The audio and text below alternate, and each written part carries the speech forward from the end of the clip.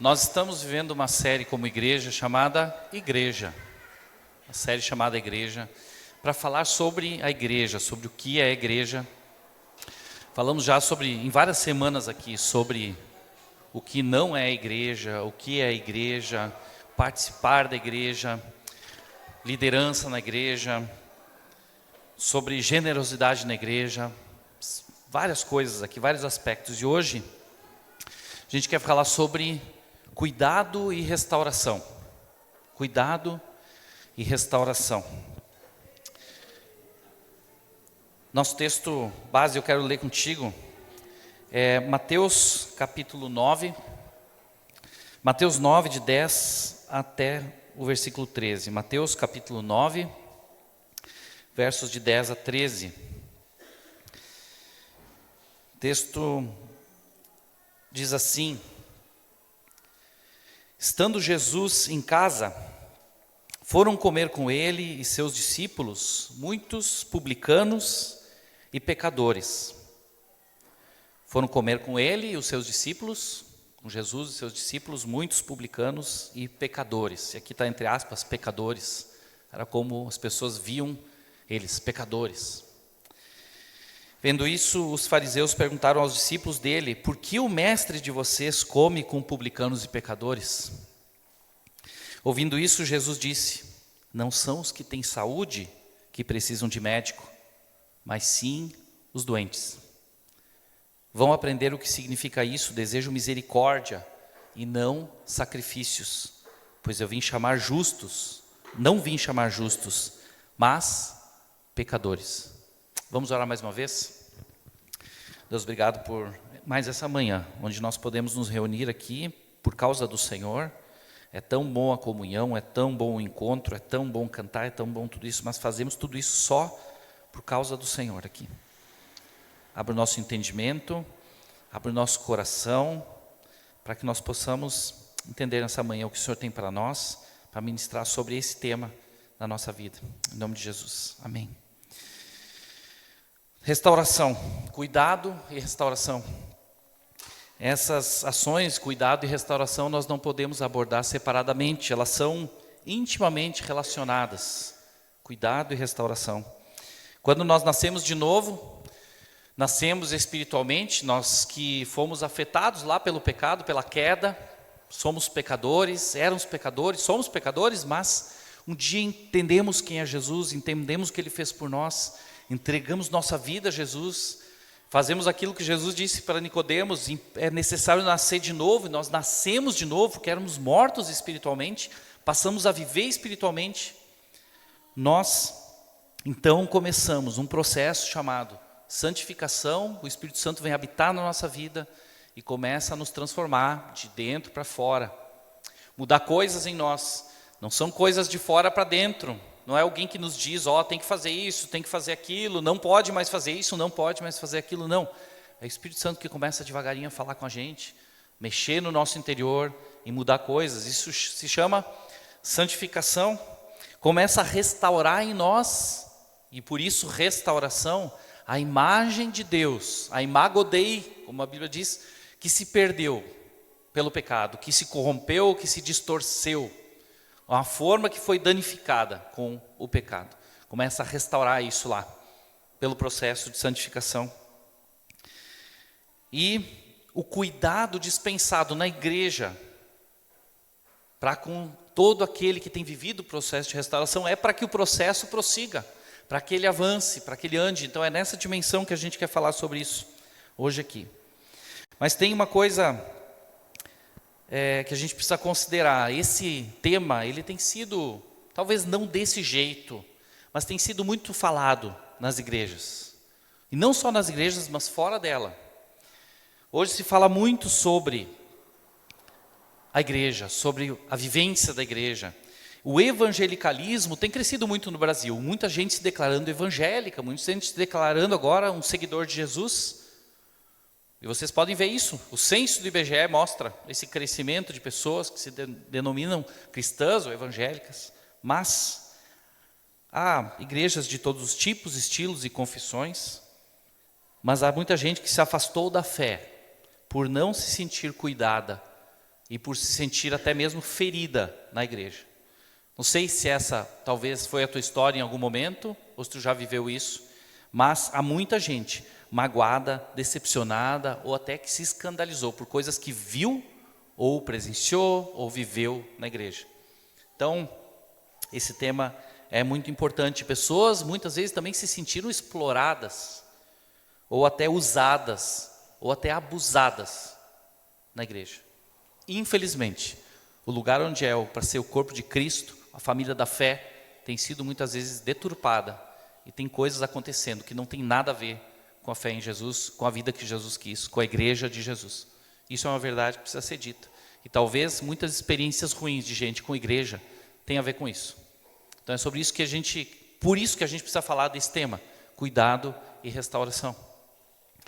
Mas eu não estou dizendo aqui também que isso não é importante, não estou desmerecendo, muito pelo contrário esse tema, esse assunto. Mas estou mostrando o quanto esse assunto é relevante no nosso contexto. E antes de mais nada, eu preciso te dizer também o seguinte: se tu veio até aqui, chegou nessa igreja aqui em algum momento e procurando uma igreja perfeita, sinto te decepcionar. Essa igreja, ela não é perfeita. Não é perfeita. Ela não é perfeita. E na verdade, muito sinceramente, nenhuma igreja é perfeita. Nenhuma igreja é perfeita. A razão para isso é muito simples. Ela é formada por pessoas imperfeitas. A igreja é formada por pessoas, e as pessoas são imperfeitas. Então a igreja é imperfeita, porque as pessoas são imperfeitas. Quem é perfeito é Jesus, mas os discípulos são gente imperfeita. Ainda. Porque se não fosse assim, a gente não precisava falar de restauração, certo? Não precisava falar de restauração, já tinha terminado, todo mundo era perfeito, pronto para ir direto para o céu. Então, a gente precisa falar de restauração. Mateus 7, versículo 3 a 5, diz assim: por que você repara no cisco que está no olho do seu irmão, e não se dá conta da viga que está em seu próprio olho? Como você pode dizer ao seu irmão: deixe-me tirar o cisco do seu olho, quando há uma viga no seu? Hipócrita. Jesus falando. Tire primeiro a viga do seu olho, e então você verá claramente para tirar o cisco do olho do seu irmão. Jesus está falando que todos nós temos algo, mas que precisa ser tratado primeiro. Nós precisamos tratar o cisco ou a trave, ou a viga que está no nosso olho, para poder também ajudar os nossos irmãos. Igreja é lugar de pessoas arrependidas de seus pecados, que creram em Cristo como seu Salvador e que confiaram sua vida a Ele, tornando Ele o seu Senhor também. Não só o seu Salvador, mas o seu Senhor, aquele que guia, que conduz, que manda na sua vida. As pessoas que voluntariamente seguem Jesus tornam-se seus discípulos, seus aprendizes. A igreja é um lugar também de gente que busca conhecer mais de Cristo, para obedecê-lo, viver conforme a sua vontade, de gente que decidiu abandonar a vida de pecado e andar em santidade. Tudo isso, mas que ainda falha. Gente que ainda falha. De gente que procura não errar mais nas mesmas coisas, mas que enfrenta batalhas diariamente. Esse é o teu caso? É o meu caso. Nossa igreja é imperfeita pelo simples fato de eu fazer parte dela. Não sei se tu pode falar a mesma coisa, mas a nossa igreja é imperfeita. Eu faço parte dela, então eu torno ela imperfeita. Se você procurar coisas para se orgulhar de você, você vai encontrar. Tem várias coisas que a gente pode se orgulhar da gente, mas podemos procurar coisas para nos envergonhar de nós também. É verdade ou não é? Qual dessas atitudes, orgulho ou a vergonha, ou a humildade, a humilhação própria, nos possibilita crescer, ser cuidado e apoiado no nosso processo de restauração? Qual delas? Hebreus 12, versículos 1 e 2, diz assim: portanto também nós, uma vez que estamos rodeados por tão grande nuvem de testemunhas, livremo-nos de tudo o que nos atrapalha, e do pecado que nos envolve. E corramos com perseverança a corrida que nos é proposta, tendo os olhos fitos em Jesus. Tendo os olhos fitos em Jesus, autor e consumador da fé. Apesar de a igreja ser imperfeita e sermos pessoas imperfeitas, vivendo o processo de restauração, nós tentamos nos liberar, como diz o texto aqui, nos desembaraçar daquilo que nos envolve e olhar e correr com perseverança com os olhos em Jesus, aquele que é perfeito. Todos os verdadeiros discípulos de Jesus estão vivendo o processo de restauração. Só não vive o processo de restauração quem não é discípulo de Jesus e acha que não precisa. Só que isso já denota um problema. Não entendeu ainda quem eu sou, quem a gente é e o que Jesus é, o que ele veio fazer.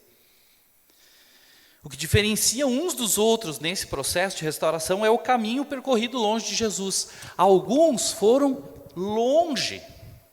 Todos estavam distantes, todos estavam afastados de Jesus, tá? Pelo pecado. Mas uns andaram muito longe nessa caminhada. Outros menos. Pela graça de Deus, cada um tem a sua história.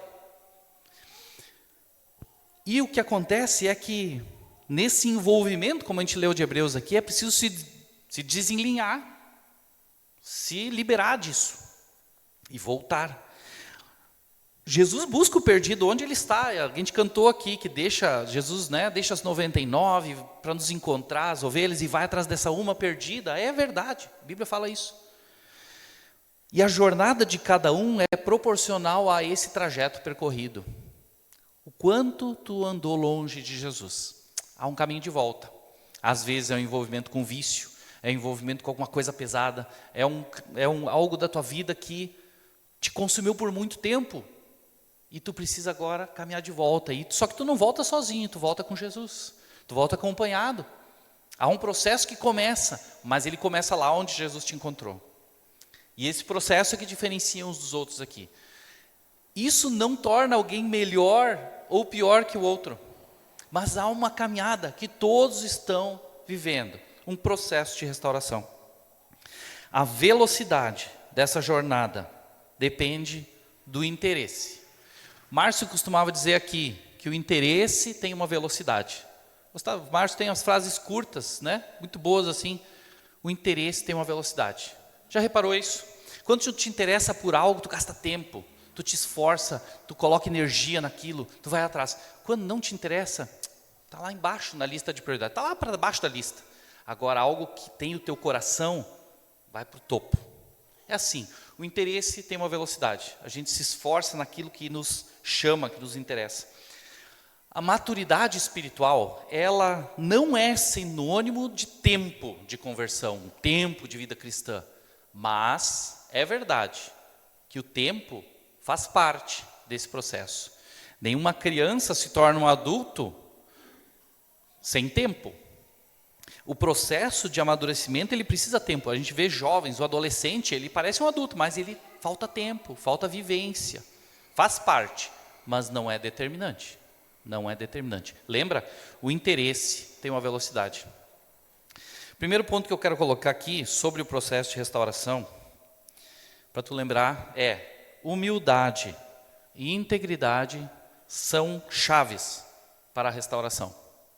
Humildade e integridade são chaves para a restauração. A falsa ideia de que a igreja é formada por pessoas santas, perfeitas e impecáveis. Já ouviu isso? As pessoas acham que a igreja é assim? Tem esse estereótipo, talvez.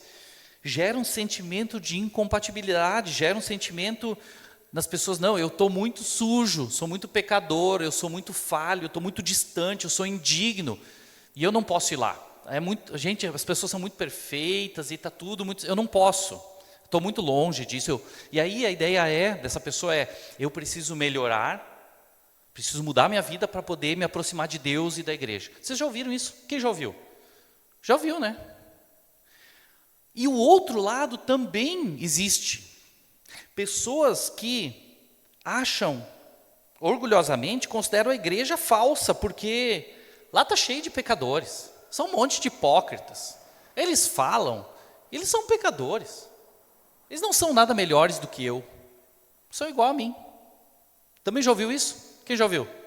Já ouviu, né? As duas versões, as duas histórias. A primeira ideia, ela geraria uma autoanálise, assim, pô, se eu sou sujo, pecador e tal, essa autoanálise deveria gerar arrependimento, contrição e mudança. Certo?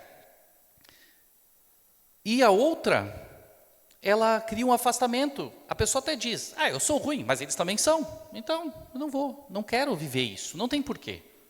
Se esconde atrás disso. E algumas pessoas, elas até vão à igreja, romperam essa barreira, só que elas vão com medo de serem julgadas. E eu não tiro a razão delas, porque como a gente viu antes, eu falei sobre isso, em muitos lugares as pessoas são abusadas, são exploradas, elas são julgadas mesmo. Você já viu isso também? Quem já viu, né? Já viu. Só que as pessoas fazem o que para se proteger disso? Usam máscaras. Máscaras. E aí, num ambiente como esse aqui, eu preciso me colocar socialmente, eu não conheço as pessoas, ou eu conheço alguns e eu preciso parecer bonitinho, limpinho, ajeitadinho, e eu coloco uma máscara. Bom dia, irmão, tudo bem? Como passou a semana? Deus abençoe e tal. E uso aquela máscara para esconder algo que está ruim dentro de mim, que não condiz com a minha vida, mas eu estou atuando. Eu estou enganando os outros, mas eu posso estar me enganando também, porque eu não abro espaço para alguém ver a minha condição e me ajudar. Mas é uma defesa que muitas pessoas usam para justamente não se expor. Sabe que as mais duras palavras de Jesus, elas não foram direcionadas para pecadores ou publicanos, como a gente viu no começo, mas para os líderes religiosos, os fariseus. Se tu já leu os evangelhos, tu vai ver lá que Jesus falou coisas duras para eles. Algumas delas foram assim: ai de vocês, mestres da lei, fariseus hipócritas. Vocês limpam o exterior do copo e do prato, mas por dentro eles estão cheios de ganância e cobiça. Fariseu cego. Jesus usou palavras duras. Limpe primeiro o interior do copo e do prato, para que o exterior também fique limpo. Ai de vocês, mestres da lei e fariseus hipócritas, vocês são como sepulcros caiados, sepultura bem pintadinha, com granito por fora, mas está podre por dentro. Bonitos por fora, mas por dentro estão cheios de ossos e de todo tipo de imundície. Jesus disse isso, não para pecadores e publicanos, para mestres da lei, fariseus hipócritas, que davam uma de santo, quando eram ladrões, roubadores, gananciosos e falsos. 1 João, capítulo 1, 6 a 9, diz assim: se afirmarmos que temos comunhão com Ele, com Deus, mas andarmos nas trevas, mentimos e não praticamos a verdade. Se, porém, andarmos na luz, como Ele está na luz, temos comunhão uns com os outros. E o sangue de Jesus, seu Filho, nos purifica de todo pecado. Se afirmarmos que estamos sem pecado, enganamo-nos a nós mesmos. Lembra? Eu uso a máscara e digo, eu não tenho pecado, mas eu engano a mim mesmo. E a verdade não está em nós. Se, porém, confessarmos os nossos pecados, Ele é fiel e justo para perdoar os nossos pecados e nos purificar de toda a injustiça. 1 João 1 João capítulo 1, versículos 6 a 9.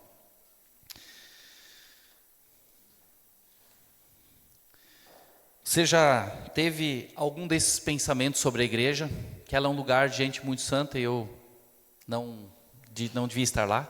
Ou, a igreja é cheia de pecadores mesmo, não faz diferença eu estar lá? Já teve esse pensamento? Como você se colocou quando começou a se aproximar de Jesus, querer viver isso? Passou isso pela tua cabeça?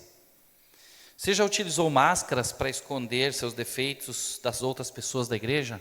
Como foi isso? Você ainda faz isso? Você não faz isso. Se a igreja é o corpo de Cristo e Jesus veio buscar e salvar o perdido, por que nós deveríamos ter vergonha do que Deus tem feito em nós e em nosso meio? Por quê? Se Ele veio salvar o perdido, eu devia mais poder dizer, cara, eu estava perdido, longe de Jesus, vivia isso, aquilo outro.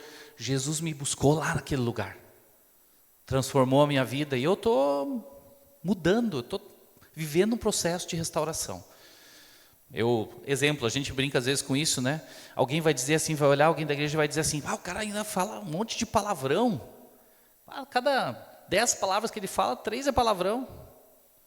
Mas há 6 meses atrás, de cada 10 palavras que ele falava, 8 eram palavrão. Ele está vivendo o processo de restauração. Ele está mudando. Jesus está fazendo uma obra nesse coração, nessa vida. Entende? Por que nós não deveríamos incentivar as pessoas a terem um relacionamento verdadeiro com Deus? Em humildade e integridade. Lembra que eu disse? Humildade e integridade são chaves para viver a restauração. Quando eu me escondo atrás do meu orgulho e quando eu não sou íntegro, eu minto para mim e para os outros, eu não vou viver a restauração. Eu vou evitar esse processo. Eu vou querer achar que está tudo bem e vou enganar a mim mesmo. Segundo ponto, cada cristão é responsável pelo seu processo de restauração. Lembra? Se a humildade e a integridade são chaves, agora é importante. Cada um é responsável pelo seu processo. Eu não posso botar na conta de vocês o meu processo de restauração. Faz parte da minha caminhada com Cristo. Eu sou um discípulo de Jesus, preciso andar com Ele. É minha responsabilidade buscar viver isso.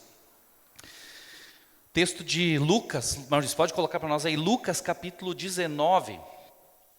Lucas capítulo 19, de 1 a 10. É uma história conhecida de alguém que entendeu quem era Jesus e se moveu. Começou o seu processo, assumiu o seu processo e não teve vergonha do seu processo e se comprometeu publicamente com o seu processo. Lucas capítulo 19, de 1 a 10, é a história de Zaqueu. E vai falar assim, Jesus entrou em Jericó e atravessou a cidade. Ali um homem rico chamado Zaqueu, o chefe dos publicanos. Lembra os publicanos e pecadores que no outro texto estavam comendo com Jesus? E as pessoas falavam, Jesus, como é que, falaram para os discípulos, como é que Jesus come com essa gente? Esse cara era um deles, Zaqueu, publicano, cobrador de impostos. Para os judeus, um traíra, porque ele traiu o povo para cobrar impostos dos judeus para os romanos. Cara mal visto. Havia ali um homem rico chamado Zaqueu, chefe dos publicanos. Ele queria ver quem era Jesus, mas sendo de pequena estatura, ele era baixo, não o conseguia por causa da multidão. Assim ele correu adiante, subiu numa figueira brava para vê-lo, pois Jesus ia passar por ali. Quando Jesus chegou àquele lugar, olhou para cima e lhe disse, Zaqueu, desce depressa, eu quero ficar hoje em sua casa.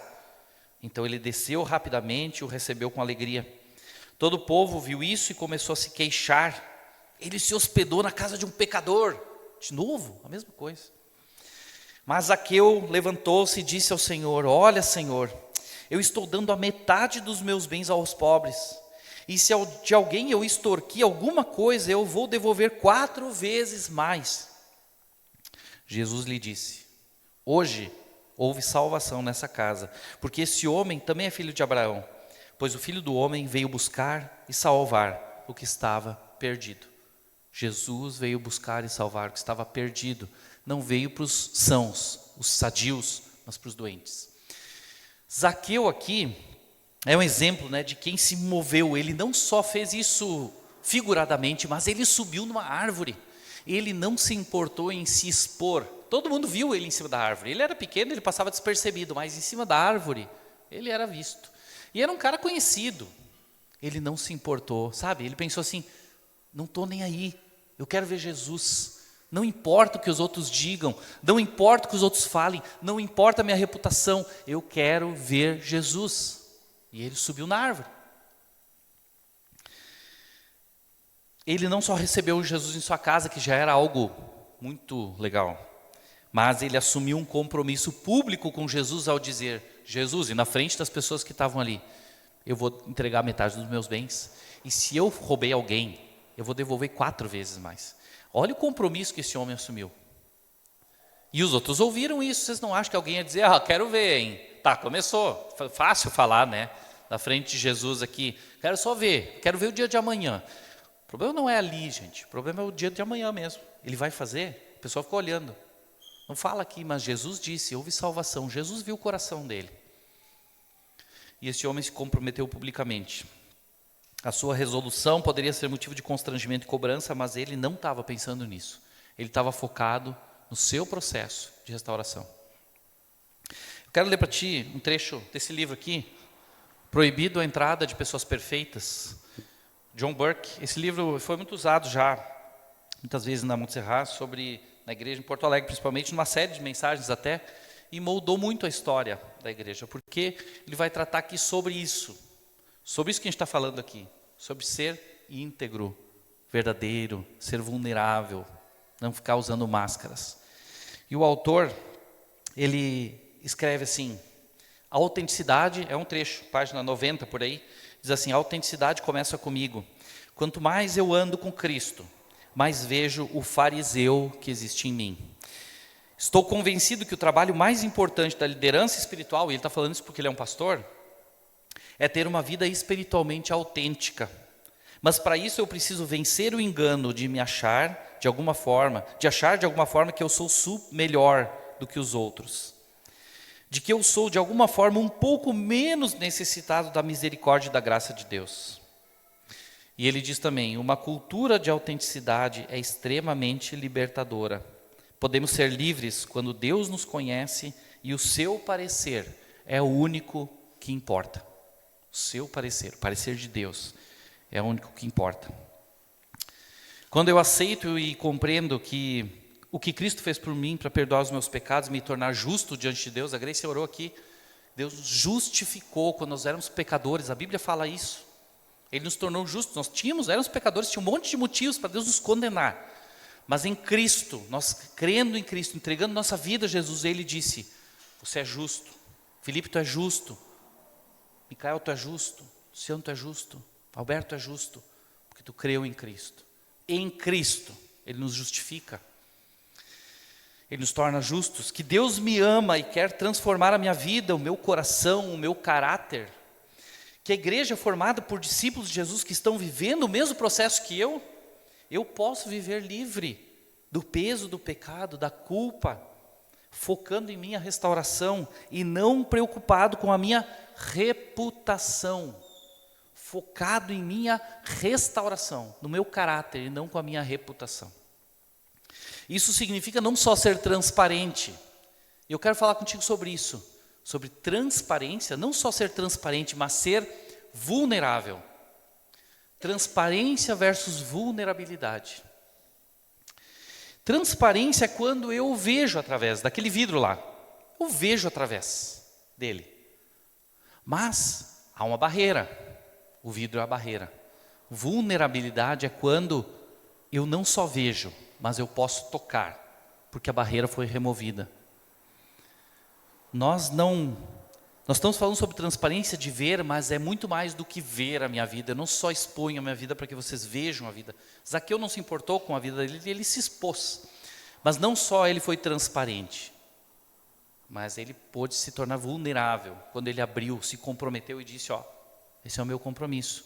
Vocês estão sabendo, eu quero, pode mexer, pode tocar na minha vida. Estou querendo viver junto. Transparência e vulnerabilidade. Ser vulnerável significa baixar a guarda, remover as defesas e proteções e se expor. Se expor. O que você pensa sobre isso? Sobre vulnerabilidade? Você já pensou nisso?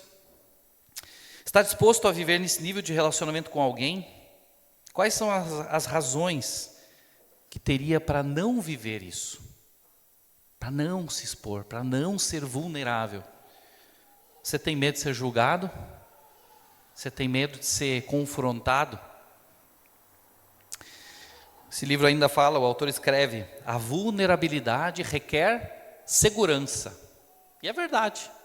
Preciso me sentir seguro, né? Para me tornar vulnerável. E a segurança, em última instância, procede somente de Deus. No momento em que transferimos nossa segurança para Deus, nós podemos ficar livremente vulneráveis. Se eu não me importo com a minha reputação, e eu sei o que Deus pensa a meu respeito, eu posso ser vulnerável. A luta por ser vulnerável é árdua, mas muitas vezes, é muito mais eficaz e imediatamente gratificante agir como um fariseu. Esconder, usar máscara. Ver as pessoas dizerem quanto admiram a sua maturidade e espiritualidade, estar sempre certo e ter a resposta para tudo, e nunca sentir a insegurança de ficar vulnerável aos julgamentos dos outros, porque você nunca os deixa ver suas falhas ou lutas. Há uma forte razão para agirmos como fariseus: segurança. Os fariseus não precisam confiar em Deus por segurança. Eles nunca se sentem seguros. Por isso usam máscaras. Quero te contar um testemunho pessoal, falando sobre vulnerabilidade. Quero te contar algumas coisas. Uma delas, e pode parecer bobo, mas tu vai ver onde é que eu vou chegar com isso. Eu sempre, faz alguns anos que eu tive, e vinha tendo, e ainda tenho isso, problemas nos meus pés, na pele dos meus pés. Me levaram a usar vários tipos de pomadas, cremes, trocar tipo de meia, calçados, entre outras coisas. E eu nunca fui consultar com um médico isso, nunca fui ver, nunca fui atrás, nem mesmo algum profissional da área da podologia, por exemplo, para olhar e saber o que fazer. Eu sempre lidei com as consequências, pele soltando, bolhas, feridas, mas eu nunca sanei as causas. Eu costumava minimizar o problema.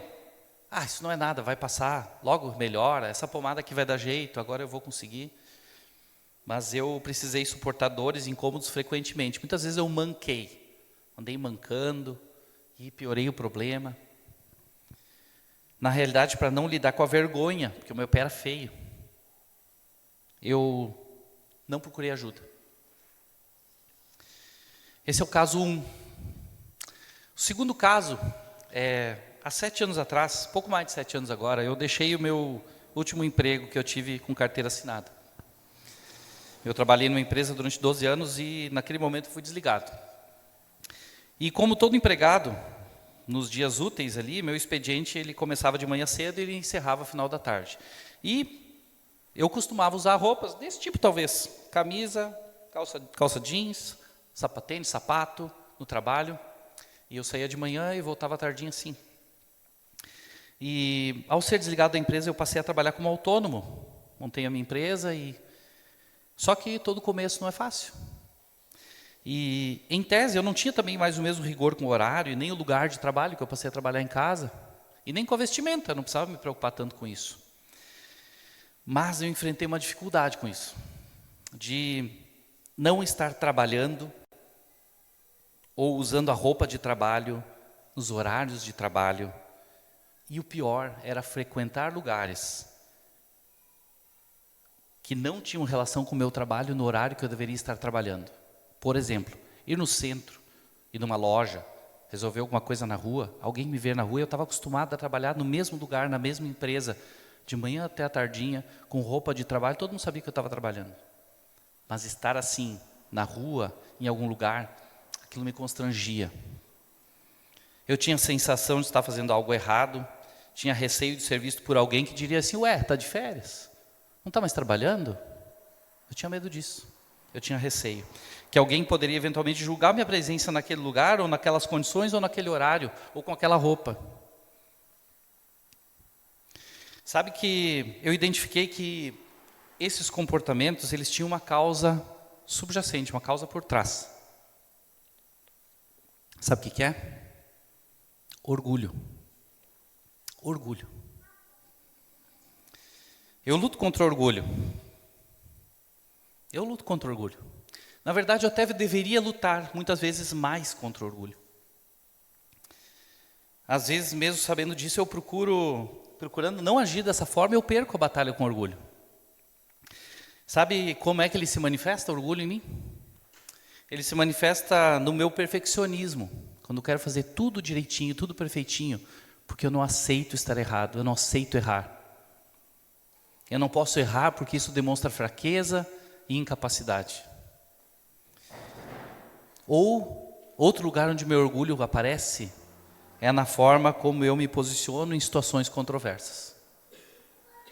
Eu tendo a defender os meus pontos de vista com muita força, com muita convicção, com muita intensidade. Eu quero vencer as discussões. Com frequência essa atitude ela cria constrangimento. Alguém fica chateado, alguém fica... Intimido pessoas que não são tão combativas ou argumentativas. Eu assusto elas. Eu gero distanciamento e frustração ao invés de promover unidade. Sabe, talvez tu não conhecia esse meu lado, nunca viu isso. Pensa, sério? Sério mesmo? Mas alguns conhecem. Alguns que me conhecem de perto, conhecem, já viram esse meu lado. E olha, ele não é legal, ele não é bom. Não é bonito isso. Eu não me orgulho disso. Mas graças a Deus eu tenho crescido nessa área. Pela obra do Espírito Santo tenho sido exercitado no domínio próprio, na mansidão, que são duas coisas que eu preciso trabalhar. O Espírito Santo precisa ser intenso comigo nessas coisas. Irmãos que convivem comigo têm me ajudado a enxergar meus erros e me esticado para mudar. Mas eu continuo falhando. Na semana passada mesmo, eu falhei nessa área. De forma que me deixou chateado, triste, me arrependi depois.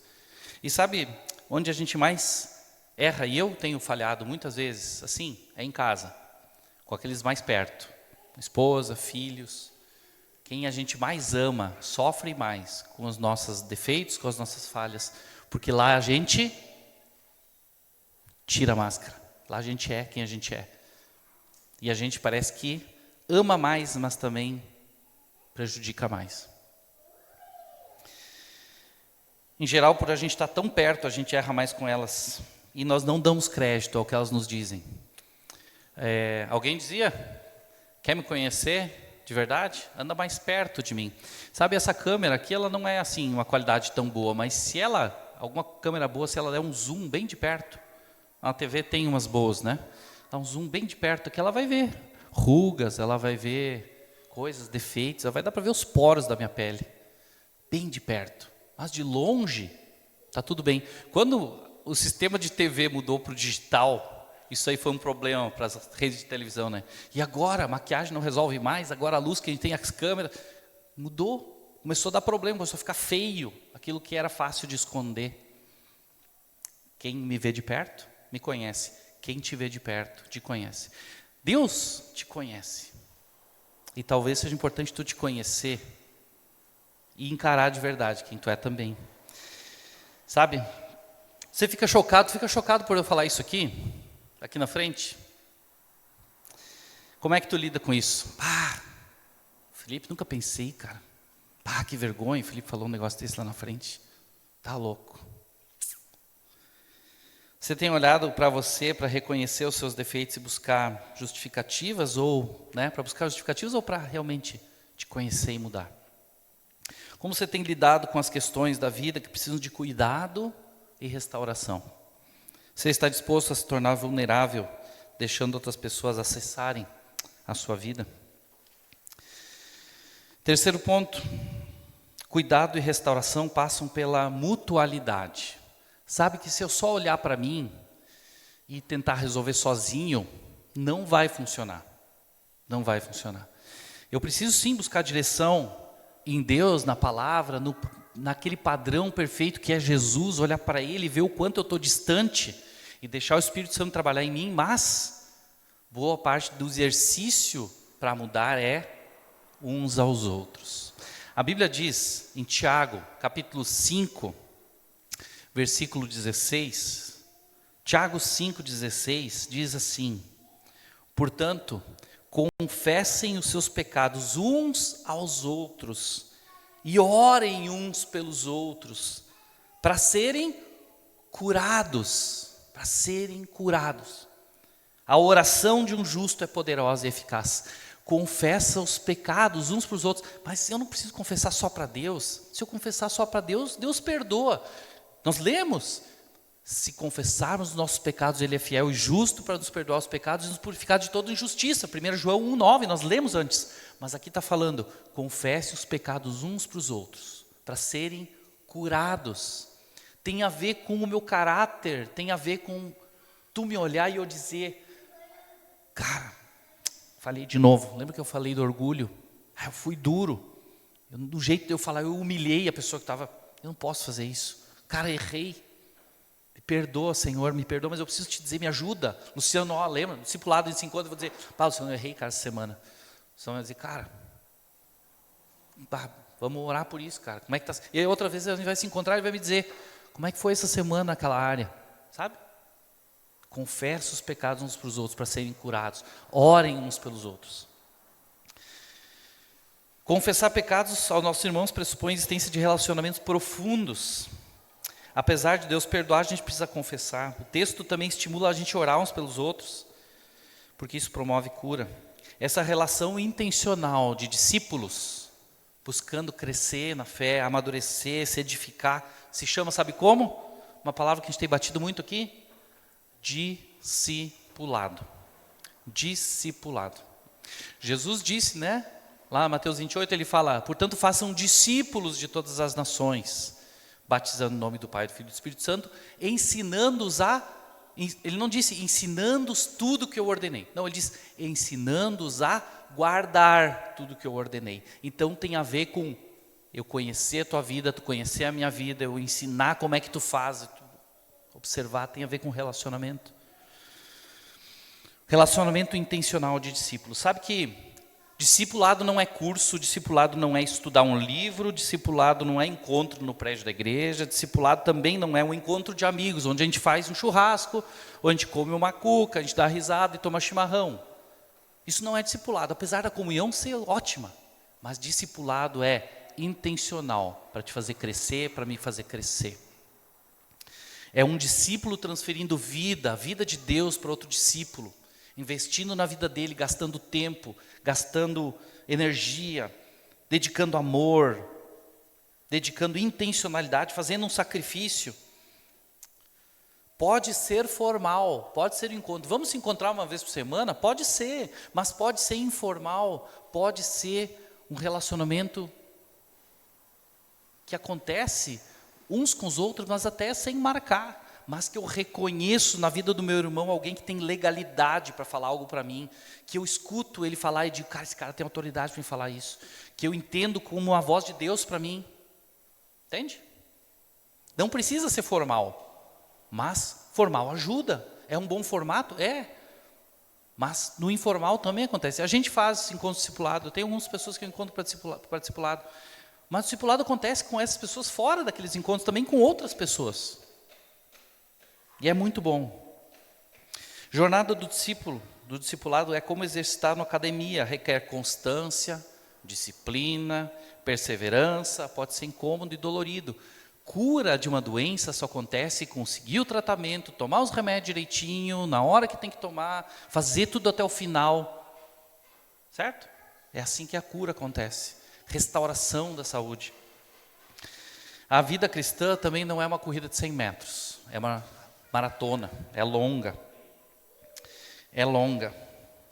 Então o importante é chegar bem no final. Não sair correndo a toda no começo, mas chegar bem no final. Chegar bem no final. Viver plenamente o discipulado é uma decisão pessoal.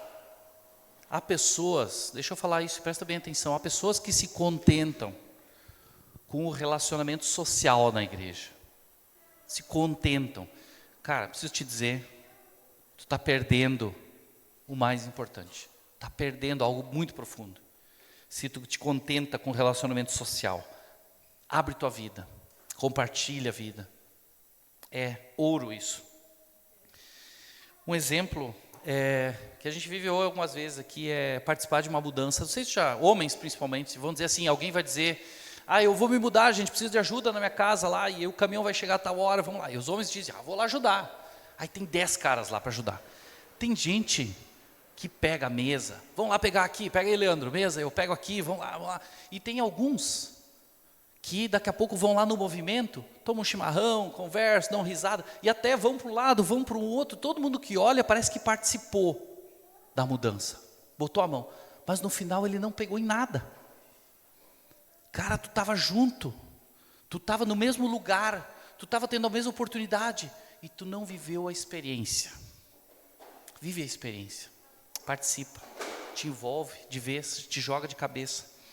Você tem vivido discipulado nesse jeito de abrir vida, de te abrir para esse relacionamento profundo? O que te impede de fazer isso? Vocês estão olhando para minha penca de folha dizendo, ele ainda está longe. É que eu estou dobrando para trás, tá? Vocês estão olhando, estão achando que falta muito. Mas não, eu gosto assim, eu sou analógico ainda, né? Sou da época que falava gravura. A gente falou aqui ontem, uma conversa, e aí eu disse assim, cara, falando isso aí, tu disse, na mesma história, a pessoa disse assim, eu precisava fazer uma gravura, precisava de uma gravura para uma apresentação, eu usei o ChatGPT. Eu disse, cara, isso mostra o dilema da nossa geração, que a gente fala gravura e usa inteligência artificial. Nós estamos assim num momento, pelo menos as pessoas da minha idade, que pegaram a fase analógica digital, não os que nasceram, né, os millennials, a geração Z, nem nada, alfa, mas aqui nós estamos assim, um pé em cada lado, né? Na época eu fazia projeto na arquitetura com nanquim, ou lapiseira, papel manteiga, papel vegetal, e depois agora tem, né, tudo que é renderização e tal, e eu estou perdido nessa aí.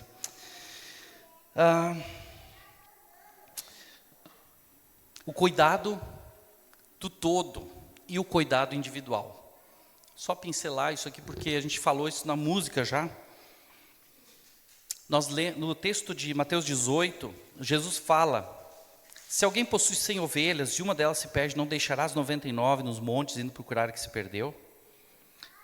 Jesus fala sobre isso, sobre ir atrás de uma ovelha perdida, deixando 99 nos montes ou no pasto, né, no campo. Ele fala deixar em segurança, mas ele olha uma. Agora, deixa eu te contar uma coisa, se a gente está num grupo aqui, olha esse pastor da história aqui, ele olha um rebanho de 100 ovelhas, tá? E ele está olhando o rebanho, se ele olhar o rebanho como um todo, muda muito a massa de 100 ovelhas ou de 99 ovelhas? Ele consegue perceber? Não. Ele só vai perceber quando? Quando ele contar. E aí quando ele bota no aprisco, ele conta 1, 2, 3, contou o carneirinho, né? E no final ele conta 99, cadê a outra? Não está aí. E essa ovelha foi longe. Mas eu quero usar outra ilustração para explicar isso melhor. Já, na época da escola, aí, alguns faz muitos anos, tá? Mas participou de excursão. Lembra que tinha uma lista, né, de presença, quem ia, e às vezes as professoras chamavam por nome, mas dava confusão, a criançada gritando, correndo, fazendo e tal. O que se fazia muitas vezes? Não era assim? Pessoal, está todo mundo aí no ônibus? Está todo mundo aí? Ninguém? Quem não está aí não diz, eu não estou aqui, né? Não existe isso. Mas não dizia assim, olha se o colega que estava perto de ti está aí. Não faz isso? Era uma verdade. E o que isso denotava? Muitas vezes, o fulaninho não está aqui. Onde é que está o fulaninho? Se desgarrou, era a ovelha perdida. Funciona, gente, muito, ao invés de cuidar o grupo e esperar contar todo mundo, olhar quem está perto. E isso é algo que todos nós, o pastor da história não é o pastor da igreja, tá? A gente já falou isso algumas semanas atrás. Todos são ovelhas, todos são do rebanho. Só que assim, tem gente que está mais perto da gente. Tem gente que está na tua célula. Tem gente que mora perto da tua casa. Tem gente que tu encontra no trabalho. Tem gente que tu tem mais afinidade. Se tu olha o teu colega, o teu amigo, o discípulo que está do teu lado, como é que está a vida dele? Se ele não está se desgarrando, se ele não está se afastando de Jesus, isso ajuda muito a cuidar dele, certo? Então, pensa nessa ilustração. Essa é uma coisa que Deus nos chama a fazer. Nós somos cuidados, mas nós podemos cuidar de outros. Nós fomos curados para curar, nós somos chamados como discípulos para discipular, nós somos cuidados para poder cuidar. Então, a Bíblia vai falar sobre melhor é serem 2 do que 1, e eu não vou ler esse texto todo. Ela nos incentiva a não andarmos sozinhos. Salmo 1 também diz que é melhor a gente não andar em más companhias. Ele vai falar lá, bem-aventurado o homem que não anda segundo o conselho dos ímpios, nem no caminho dos pecadores, nem na roda dos escarnecedores. Ou seja, gente que é má companhia não é bom andar, porque eu vou me afastar. Então, não anda nesse lugar. Anda com boas companhias. Na igreja nós encontramos parceiros de caminhada, pessoas que creem e vivem o mesmo que nós. Tu consegue de cabeça lembrar aí 3 pessoas pelo menos com as quais tu pode se abrir na tua vida cristã? Tu pode, tu num aperto, algo íntimo, tu abrir, falar com essa pessoa? Consegue pensar aí com quem poderia fazer isso? E essas pessoas, elas podem contar contigo também? Se tu participa de uma célula, como tu te sente nesse ambiente? Tu te sente cuidado? Tu te sente seguro para abrir tua vida? Tu acredita no cuidado mútuo que a gente falou aqui? Ou tu acha que não, isso é coisa de pastor? Pastor tem que cuidar de todo mundo, porque esse negócio aí não é para mim não.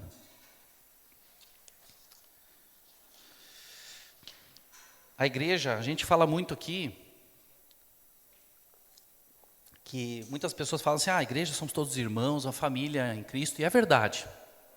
Só que a igreja também é uma família multigeracional. 1 João,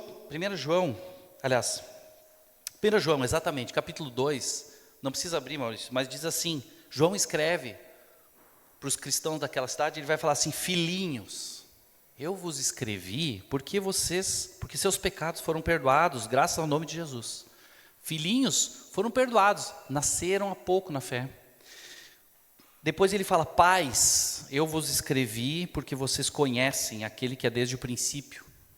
Pais conhecem quem é Deus. Jovens, eu vos escrevi porque vocês venceram o maligno. Ele categoriza naquela mesma igreja, filhinhos, pais e jovens. E ele continua depois de novo, filhinhos, eu vos escrevi porque vocês conhecem o Pai, pais, eu vos escrevi porque vocês conhecem aquele que é desde o princípio. Ele fala sempre, filhinhos, pais e jovens. O que ele está nos dizendo? Que existe numa comunidade de fé, pessoas que estão em vários estágios, vários momentos desse processo de restauração, vivendo como filhinhos, como crianças, ou que já desenvolveram uma maturidade e hoje são pais. E aqueles que são jovens, que estão num caminho de desenvolvimento e que têm a força, têm o vigor, mas às vezes falta a maturidade, falta a vivência. Isso acontece na igreja. Isso acontece na igreja. À medida que, quando alguém nasce espiritualmente, ele é um bebê. Paulo escreve que era preciso dar o leite espiritual para aquele que era nascido há pouco tempo. Ele disse, vocês não tinham capacidade de suportar outra coisa que não o leite. Ele fala em 1 Coríntios 3. Crianças com Cristo, em Cristo, ele fala. Depois, ele vai falar, em outro momento, em Romanos, ele fala, aceitem o que é fraco na fé, sem discutir assuntos controvertidos. Ele vai dizer, olha, tem gente que já é discípulo de Jesus, anda com Jesus, mas ainda não tem a maturidade para falar em alguns assuntos que são complicados e que daqui a pouco tu vai afastar ele da fé porque teu entendimento é diferente. Só que ele não está errado, e tu não está errado, só que vocês não estão se fechando, porque é um pai falando com um filho, não vai dar certo. Algumas coisas não é discutível ainda. Então, isso existe na igreja. Então, uma igreja se assemelha muitas vezes a uma comunidade de fé onde tem pais e filhos, onde pais cuidam de filhos, fazendo filhos crescerem, nutrindo esses filhos até eles terem maturidade e eles poderem ter filhos e nutrirem outras crianças. E esses pais, depois espirituais, tornam avós, né? Pais jovens, alguns foram pais bem jovens, né? Tem filhos e às vezes, é difícil cuidar da criança. Aí entra o vô e a avó na jogada e ajudam e fazem. Tem isso na família de carne e sangue. Na família espiritual também tem. E isso faz parte, tem beleza nisso na igreja. Família, uma família multigeracional. O objetivo de cada discípulo, não importa a geração aqui, é formar Cristo no outro, contribuindo, para esse processo de chegada da maturidade. Na dinâmica da vida cristã, o discípulo ainda precisa entender qual é o seu tempo. Há tempo de ser cuidado mais intensamente, há tempo de cuidar. Há tempo de ser instruído e há tempo de instruir, há tempo de ser alimentado e tempo de alimentar. Nas famílias em desenvolvimento, a gente gasta muito tempo mais com as crianças, nos pequenos. E um exemplo aqui para nós é a família do Martin e da Suzy, né? Quem os conhece, são 4 filhos, de 7, que é a Sara, até 1 ano e pouquinho, né, a Lily. E agora vem mais um bebê aí, o 5º filho. Vocês olham a Lily e dizem assim, nossa, ela precisa de muito cuidado, ela é pequena. Mas não se assustem, quando o bebê nascer, que ainda não tem nome, né? Quando o bebê nascer, a Lily vai receber menos cuidado do que o bebê. E é assim que funciona. É assim que funciona. A Lily vai ficar chateada? Ela é criança, ela é bem pequena, talvez sim, ela chore, ela fique dependente, fique carente. Mas os irmãos vão entrar na jogada também, para ajudar. A Sara, mais velha, ela vai ser mais exigida para ajudar. Porque ela tem 7 anos só. Mas ela certamente vai trocar uma fralda, ela vai fazer uma coisa. Acontece. Faz parte do processo. A Sara não pode se queixar, porque agora o bebê tem mais atenção e a Lily está roubando atenção. Faz parte. Todos vão ser cuidados pela família. Mas alguns vão ter que entender que agora é hora de eu ser menos, de eu demandar menos e eu começar a andar mais por conta própria e suportar e ajudar os outros. Para finalizar, último ponto. Igreja não é restaurante. Parece que não tem a ver isso. A gente está falando de restauração. Já parou para pensar nisso? Essa palavra restaurante, o que significa? Na origem, restaurante era a ideia de restaurar o vigor, a saúde, a força de alguém. Essa palavra vem lá do francês. Lá no século XVIII começou isso. Era um lugar que servia caldo nutritivo para recuperar as forças dos clientes. O restaurante deixou de nutrir e passou a ser uma experiência gastronômica. Percebeu a diferença? Não existem 2 cursos superiores diferentes, nutrição e gastronomia? O que nutrição, a Ângela não está aqui, está lá, Ângela. O que nutrição faz, Ângela? Saúde, olha para a saúde, olha para coisas que vão ser boas para a pessoa, para o crescimento, para o desenvolvimento, para o objetivo dela. E o que a gastronomia faz? O que ela gosta, o paladar, o sabor, a experiência. Certo? Deu para perceber? Igreja não é restaurante, porque a igreja não pode se preocupar em sanar só os desejos, os sabores, os interesses das pessoas, mas nutri-las espiritualmente, promover restauração de verdade.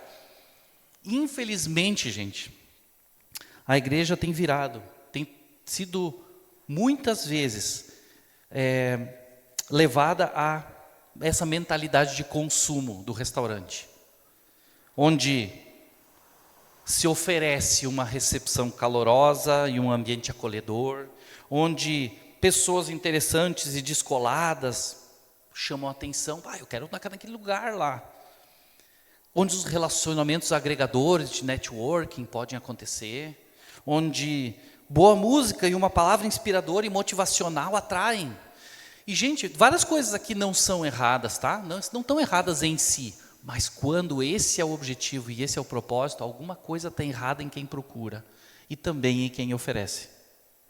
Porque perdeu seu propósito de restauração. Perdeu o propósito da restauração. A métrica do reino de Deus não é clientes, usuários, consumidores, likes nas redes sociais, seguidores no Instagram, pessoas na celebração ou até a realidade financeira da igreja. Nada disso. A métrica do reino de Deus tem a ver com transformação de vidas pelo Evangelho. Você tem visto a igreja como um local que coopera para essa restauração? Vocês têm, ou até mesmo dentro da igreja, tu tem te distraído com coisas que daqui a pouco podem ser uma experiência gastronômica. Concluindo aqui, a igreja é formada por pessoas imperfeitas.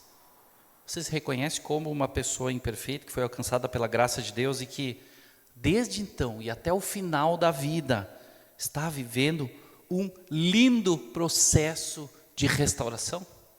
Você consegue ver isso? Consegue ver beleza nisso?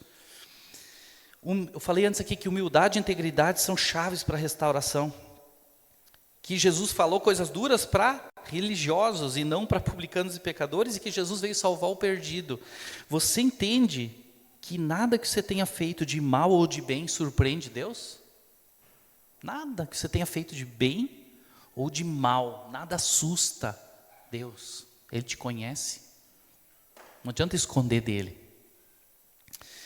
Cada cristão é responsável pelo seu processo de restauração, eu disse, e que a autenticidade começa em nós, e falei sobre vulnerabilidade aqui.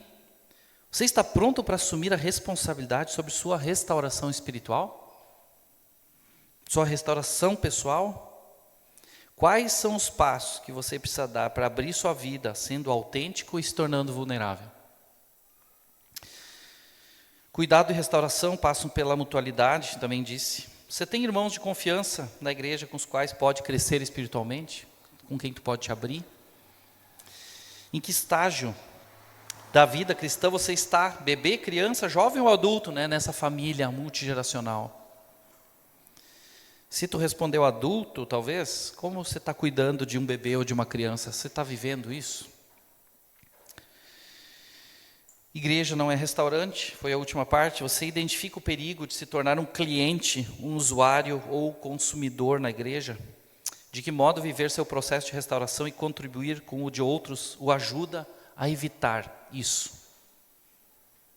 Cuidado e restauração é algo que nós precisamos querer viver, se abrir para viver, deixar o Espírito Santo agir em nossa vida, mas vivermos isso nos relacionamentos daqueles discípulos que também têm vivido o processo e deixar Deus fazer através também de uns aos outros.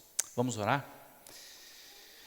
Deus, muito obrigado pela Tua palavra, que ouvimos, estudamos nessa manhã aqui. Obrigado porque o Senhor quer operar em nós restauração, o Senhor quer cuidar da nossa vida, o Senhor quer nos levar a sermos restaurados à imagem do Senhor, que foi criada lá no Éden. E Jesus é o parâmetro do homem perfeito que nós devemos nos tornar. Obrigado porque o Senhor está conosco nesse processo. O Senhor não só nos alcançou onde a gente estava e nos disse, ó, vem, e saiu andando, e a gente tem que andar sozinho agora. O Senhor anda conosco e vai nos conduzindo por esse caminho, nesse processo. Obrigado também porque a gente não está andando sozinho e também está andando com outros irmãos aqui. Nos ajuda, Deus, a ver beleza, a ver valor na comunidade de fé. Que a gente possa viver, Deus, a vulnerabilidade, se abrir para o Senhor, tocar nossa vida através dos nossos irmãos. E que o Senhor nos use também, apesar de limitados e imperfeitos, para que nossos irmãos possam crescer na fé. Obrigado porque o Senhor é o Senhor da igreja. O Senhor é o pastor dessa parábola ali, das ovelhas. E pastoreia as nossas vidas, Deus. Nos cuida quando a gente estiver se desgarrando, mas nos mantém juntos, Deus, contigo e no teu aprisco, na tua segurança. Age nas nossas vidas. Nessa semana também que a gente experimente, Deus, a tua presença, como o Mano leu aqui, a tua vara e o teu cajado conosco, nos cuidando, Deus. Em nome de Jesus, guarda cada um aqui, nos conduz em segurança às nossas casas. Amém. Amém.